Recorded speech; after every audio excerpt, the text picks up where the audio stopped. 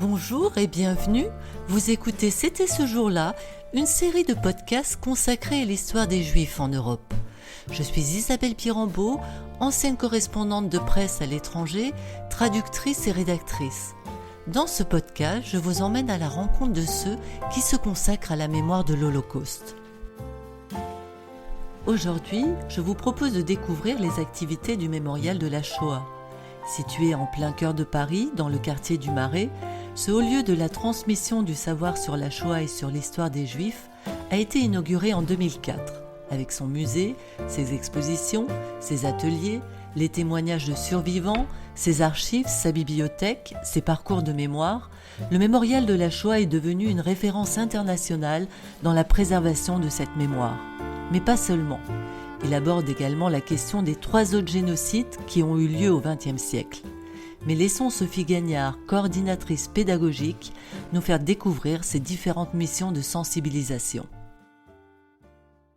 Je vais vous raconter un petit peu ce qu'on va faire cet après-midi. D'abord, je suis vraiment contente que vous soyez là. Vraiment, c'est réjouissant de voir toutes ces personnes qui viennent aussi pour écouter un peu cette histoire. C'est un parcours de mémoire. Bien sûr, je précise aussi, c'est pas une conférence. Donc, n'hésitez pas, si vous voulez un peu interagir avec moi au sujet justement de cette vie juive donc à Belleville. Parce que l'idée, ça va être aussi d'aller chercher les traces, en fait. Ce qui, évidemment, Belleville a beaucoup changé. Il y a des rues qui n'existent plus, qui ont été coupées pour créer le parc de Belleville, par exemple. Donc on va essayer de chercher ensemble et si on ne trouve pas les traces, on va les recréer en fait. Voilà, avec des photos, avec des témoignages aussi, pour un petit peu se souvenir de ce qu'a pu être ce quartier un siècle avant. Nous venons d'entendre un extrait d'un des 9 parcours de mémoire organisés par le mémorial de la Shoah, comme nous le raconte Sophie Gagnard. Je travaille au mémorial de la Shoah, au service pédagogique où nous proposons, entre autres, puisqu'on a beaucoup d'activités, ce qu'on appelle des parcours de mémoire. Ça fait plusieurs années que le mémorial propose des visites en fait qui sont à l'extérieur, qui sont en dehors du mémorial de la Shoah, qui est situé, je vous le rappelle, dans le Marais, près de l'hôtel de ville. Et l'idée en fait, c'est de créer des visites qui vont s'adresser effectivement peut-être à des visiteurs qui n'osent pas ou en tout cas ne viennent pas au mémorial et qui les conduisent donc à parler de la mémoire et de l'histoire des Juifs. Donc je dirais plus largement pendant la Shoah, mais également à Paris. Donc c'est-à-dire même avant la Shoah. Donc le 20e arrondissement, ça fait partie de ces visites et évidemment c'est un quartier historiquement d'implantation juive depuis le 19e siècle. Ça va s'accélérer d'ailleurs après bien sûr la Première Guerre mondiale. Et c'est un quartier où vous avez donc énormément de Juifs d'Europe de l'Est qui vont venir s'installer et qui malheureusement pendant la guerre d'ailleurs ont été décimés. Donc l'idée est de à chaque fois essayer de retrouver les traces de cette présence et justement dans cette visite on a pu croiser des écoles, des synagogues, malheureusement des plaques aussi qui rappellent que les enfants ont été déportés.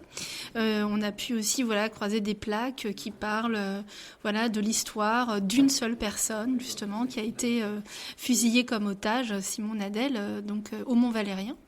On a essayé de retracer un peu cette histoire, je dirais, un siècle auparavant, entre 1920, même un petit peu plus d'un siècle, et 1945, voilà. Vous parlez de mémoire, organiser des visites de groupes dans Paris constitue un des aspects du travail pédagogique que vous menez à bien. Comment sont structurées ces visites, à quel rythme elles ont lieu et dans quel but? Alors ces visites en fait que nous faisons dans Paris, elles constituent une des propositions que nous faisons dans notre brochure pédagogique, dans laquelle on retrouve principalement des visites du mémorial de la Shoah, de l'exposition permanente, des visites thématiques aussi, et puis on a aussi des ateliers, énormément d'ateliers sur des sujets ancrés dans le passé, mais également des sujets très contemporains sur la lutte contre les préjugés, sur la lutte contre le complotisme, la déconstruction aussi, et éventuellement aussi sur l'information l'information, la désinformation, éventuellement même sur les Jeux Olympiques. Voilà comment le sport peut être un reflet de notre société. On a d'ailleurs une exposition à Drancy là-dessus. Et donc voilà, on va dire qu'on a ajouté effectivement ces visites en extérieur, alors qui pour le coup sont principalement en fait notre action pédagogique. Elle s'adresse aussi principalement à un public scolaire, puisque nous recevons près de 100 000 élèves par an au mémorial. Donc ces parcours de mémoire, vous en avez voilà pour l'instant une dizaine, qui sont régulièrement réservés par ce public scolaire, voilà, ces classes qui viennent parfois à plusieurs classes même qui font ces parcours. Et puis pour le public individuel, voilà, c'est proposé donc mensuellement, une fois par mois, en général le dimanche, ou pendant les vacances scolaires, voilà, en l'occurrence c'est le cas aujourd'hui, ça peut être aussi le mardi. Et évidemment, nous choisissons aussi ces parcours en fonction, voilà, des commémorations. Là, pour le coup, voilà, on a choisi Belleville parce qu'on pouvait aussi parler de Manouchian. Et puis, je précise effectivement que la semaine du 17 au 24 mars, nous proposons 9 parcours en même temps, on va dire, parce que c'est la semaine parisienne de lutte contre le racisme et l'antisémitisme, à laquelle, voilà, le mémorial, bien sûr, est partenaire. Le mémorial a d'ailleurs lui aussi une semaine d'action et d'éducation contre le racisme et l'antisémitisme. C'est pour la mairie de Paris un moyen, vous voyez, de valoriser le patrimoine parisien tout en luttant contre, bien sûr, les discriminations. Parce que parler de la présence juive, c'est aussi parler de la culture juive qui voilà, va être mis à l'honneur, qui va permettre une meilleure connaissance aussi de la culture juive qui, en fait, des fois peut être fondée sur des imaginaires, peut être fondée sur des idées reçues. On peut faire visiter aussi des synagogues qui, des fois, voilà, sont vues comme inaccessibles, et donc, voilà, ça génère aussi beaucoup de fantasmes. Donc, c'est aussi l'idée, voilà, d'aller localement à la rencontre, donc, de cette culture, de cette présence, des traces de cette histoire au niveau local à Paris. Voilà, des fois, ça permet aussi de faire comprendre, voilà, peut-être la grande histoire et de, je pense, lutter vraiment contre des préjugés, et, des idées reçues, voilà, au sujet des Juifs. Voilà. Toutes ces expositions, ces visites donc, qui sont adressées à un public scolaire, mais pas seulement, quels sont les principaux groupes que vous visez ?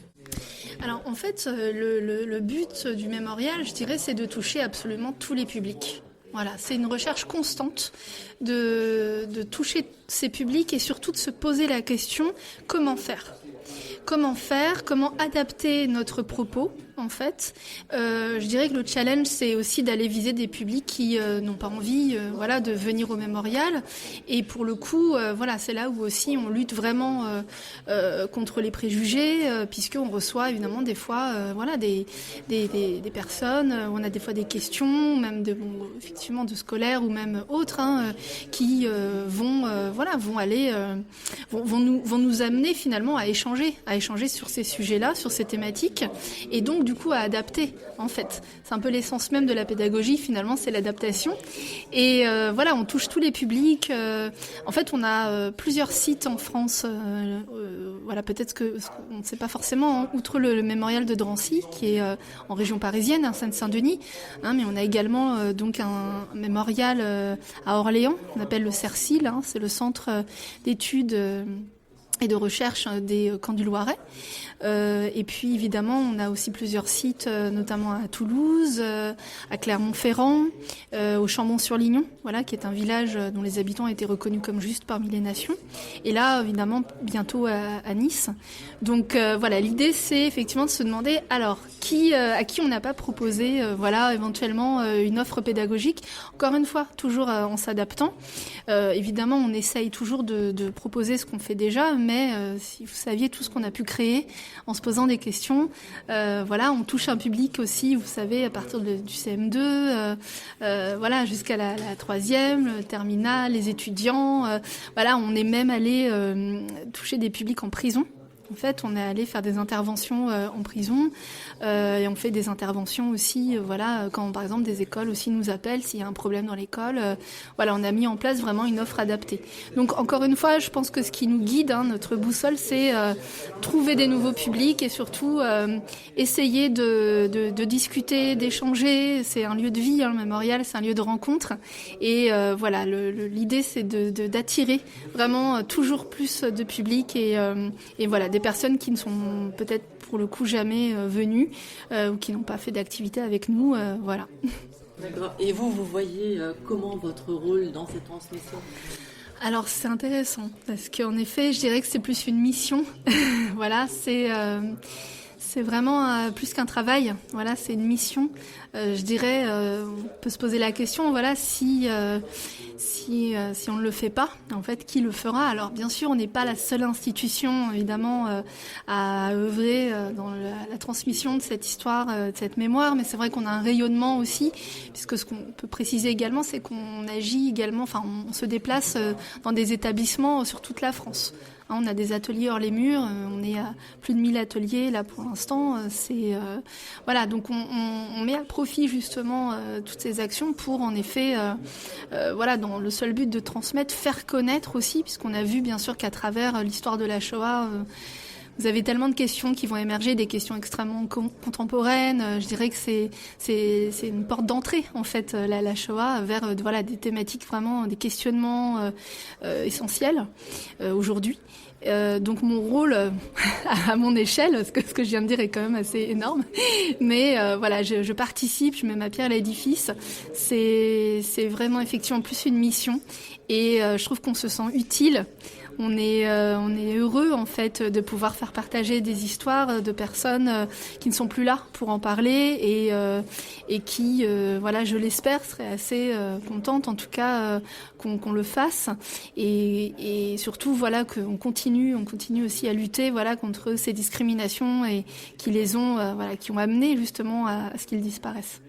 Donc le mémorial de la Shoah ne s'intéresse pas simplement au génocide des Juifs, il y a également d'autres populations qui ont été concernées par des génocides. Vous pouvez nous parler de cette ouverture et cette inclusion des autres génocides dans le travail de mémoire ? Alors absolument, à travers nos expositions, déjà effectivement on a fait des expositions sur le génocide des Arméniens, sur le génocide des Tutsis, sur le génocide des Herero et des Nama, également aussi sur d'autres thématiques que l'histoire de la Shoah, mais sur ce qu'on appelait les nomades à l'époque, qui étaient aujourd'hui les légendes du voyage. On a mis en lumière aussi le sort des homosexuels et lesbiennes donc dans l'Europe nazie. Donc en effet, on a pu élargir en effet sur d'autres thématiques qui gardent vraiment toujours un lien, mais puis on a pu aussi contourner évidemment avec d'autres manières d'en parler, comme la bande dessinée par exemple.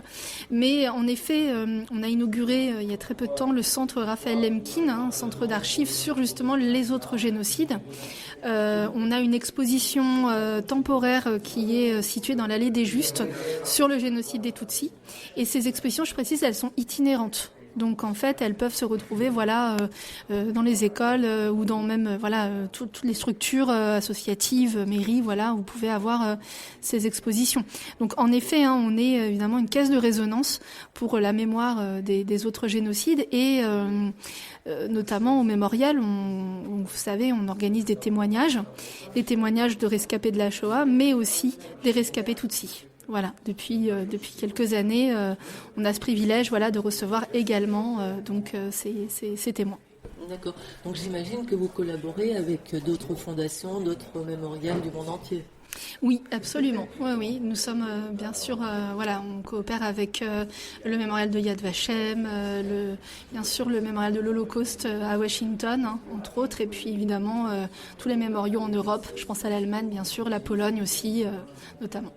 Et votre travail pédagogique est essentiellement adressé aux élèves. Savez-vous comment le mémorial de la Shoah s'adresse-t-il aux adultes? Oui, c'est une très bonne question. En effet, c'est vrai que principalement parce qu'ils sont les plus nombreux, parce que c'est exponentiel leur venue au mémorial.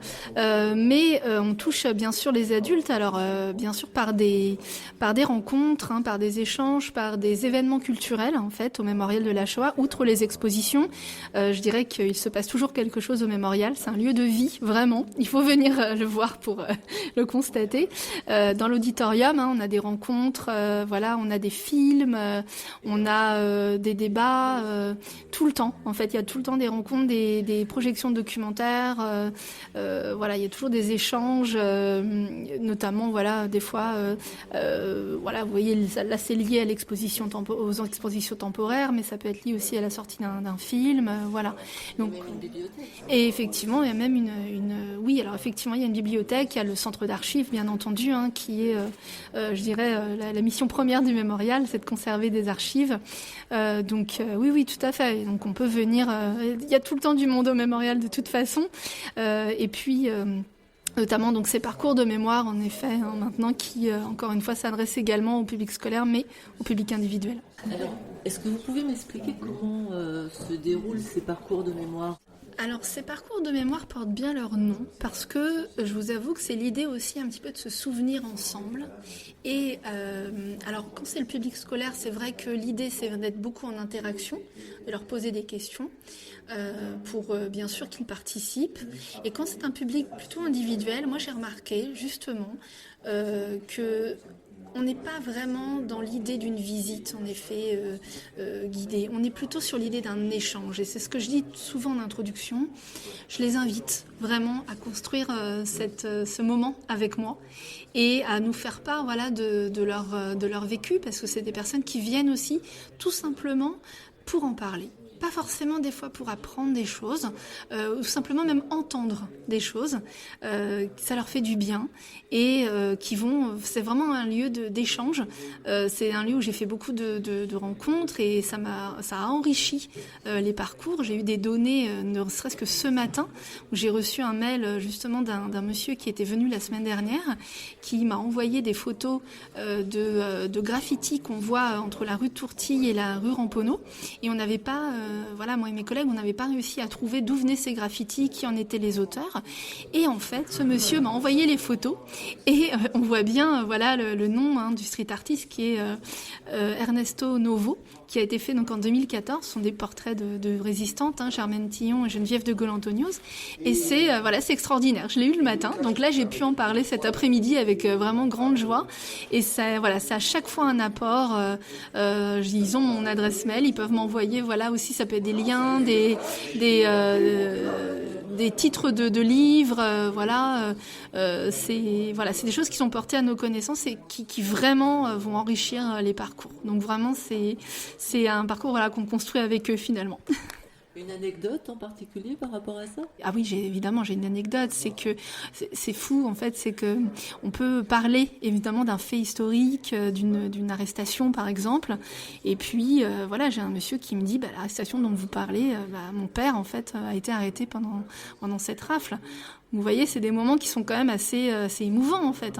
Donc là, on s'arrête un petit peu de parler, on lui permet justement, on lui dit est-ce que vous voulez un petit peu nous raconter oui ou non, en fait, on n'oblige pas, bien sûr, mais c'est des moments où, on s'arrête un peu de parler quand même. Et ce dont on parle, là, on a en fait en face de nous des gens qui ont vécu, qui vont, nous raconter, donc incarner aussi, alors que nous, on est un peu là pour apporter des faits, et eux, en fait, ils l'ont vécu. Donc ça, c'est émouvant.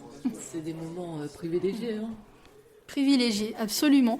Et c'est des moments où on garde contact aussi. On garde contact, on les invite aussi des fois mémorial, ils connaissent bien sûr, mais moi je garde contact souvent, quand je peux bien sûr, avec certaines personnes qui des fois reviennent, et oui, qui reviennent dans les parcours, et j'ai des visages que je reconnais, et pour certains d'ailleurs, des gens avec qui on a lié amitié.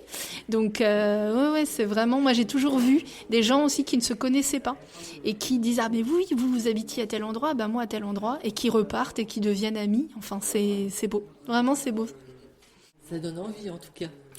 Écoutez, je vous invite, en tout cas, j'invite tout le monde à venir s'inscrire à ces parcours de mémoire.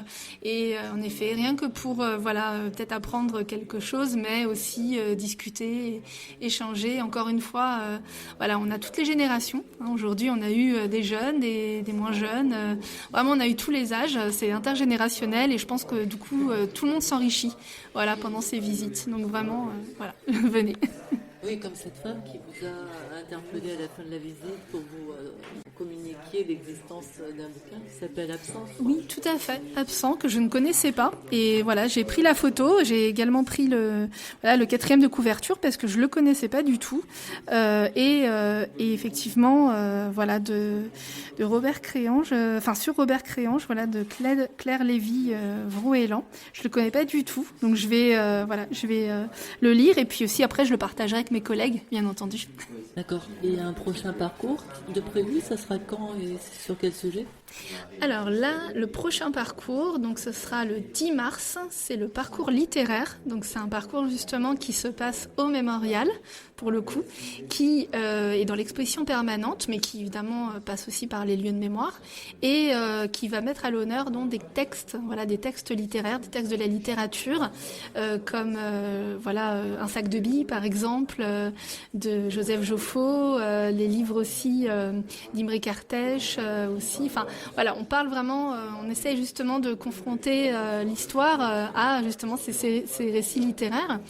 Et alors justement, pendant cette semaine aussi de mars, du 17 au 24 mars, là vous avez en effet 9 parcours, mais en règle générale, vous avez plutôt des parcours un par mois. Je pense par exemple au mois d'avril, évidemment, on va mettre à l'honneur Simone Veil, puisqu'elle avait été déportée au mois d'avril. Donc un parcours de mémoire sur les traces de Simone Veil à Paris. Vous êtes en quelque sorte des passeurs de mémoire comme nous.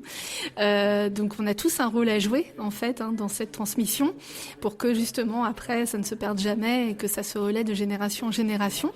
Donc je vous invite vraiment à venir, bien sûr, et à consulter nos brochures trimestrielles, pédagogiques aussi si ça vous intéresse, parce que en effet l'agenda est chargé, mais l'offre est tellement variée qu'il y a, à mon avis, il y a au moins 1 ou 2 événements qui doivent déjà vous attendre. Donc à bientôt. Merci beaucoup Sophie, c'était en tout cas très très intéressant cette visite guidée. Alors, c'est pas vraiment une visite guidée, c'est plutôt ce parcours de la mémoire à Paris. Donc je recommande vivement aux auditeurs de venir participer à ces visites. Merci beaucoup Isabelle, vous pouvez retrouver le programme sur internet notamment. Merci. Ce podcast a entièrement été réalisé par Isabelle Birambeau. Je remercie chaleureusement Sophie Gagnard pour sa réactivité à la demande de mon interview. Une interview qui a été réalisée après le parcours de mémoire dans un café de Belleville.